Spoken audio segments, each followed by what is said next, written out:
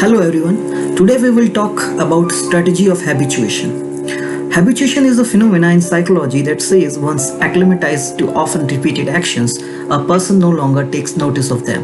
In other words, the more often you are exposed to a stimulation, the less sensitive you become to it. So how can we use this strategy in military warfare? I will explain this strategy from military perspective.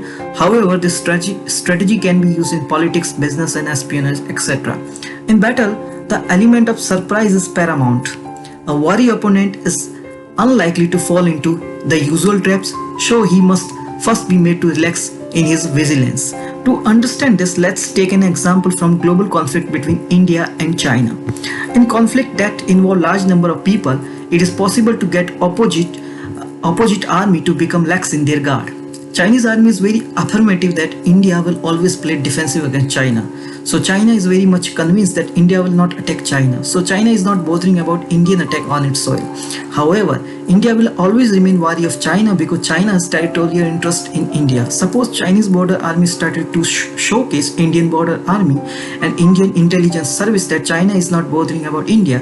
It can be showcased by not joining border post timely, coming late on border post. China allowed their border army to enjoy all the time during their duty hour. Suppose this showcasing is going for very long time, say 4 to 5 years. So Indian Eastern Force getting acclimatized to Chinese repeated action of not bothering about India. As a result, Indian side became relaxed in his vigilance. However, secretly, Chinese army is planning for attacking Tawang or making plan of making it a part of Chinese territory. Politically, China may showcase cooperation in many agreements of future cooperation like international political group like Shanghai Cooperation Organization, BRICS grouping, etc. Economically, China may invest in India like many companies are doing right now like Alibaba, Xiaomi, OnePlus, etc. Due to this investment and other actions, India may start feeling China as a friend or thinking that China will not attack India. Is China going to lose many things if it goes war against India? In battle, the element of surprise is paramount. Is Indian side become habituated to Chinese repeated actions for over long period of time. As a result, Indian army lowered its guard or Indian military establishment may lower its guard on Indo-China border or in other way, if Pakistan start deploying heavy army on its border with India due to heavy deployment of army of Pakistan, India may lower its guard on the eastern border and deploy and send all of its military force to the western border. It can be done in multiple ways. So this is what somewhat happened during 1962 India and China war.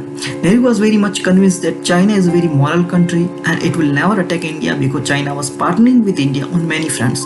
Nehru government and Chinese government signed the Panchshil agreement also. So Nehru government was never bothered about attack on India by Chinese side. As a result, India was very lax on its guard at Eastern Front. As a result, India lost the battle. I want to make one point here.